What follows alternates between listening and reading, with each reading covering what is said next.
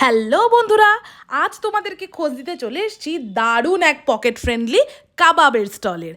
পেট পুড়ে নানান রকমের জুসি আর টেস্টি কাবাব খেয়ে পেট আর মন দুটোকেই যদি খুশি করতে চাও, তাহলে চলে এসো বাহারি কাবাবে। কারণ একমাত্র এখানেই তোমরা পেয়ে যাবে মাত্র 80 টাকায়, হ্যাঁ ঠিক শুনছো, মাত্র 80 টাকায় দারুণ রকমের কাবাবের আইটেমস।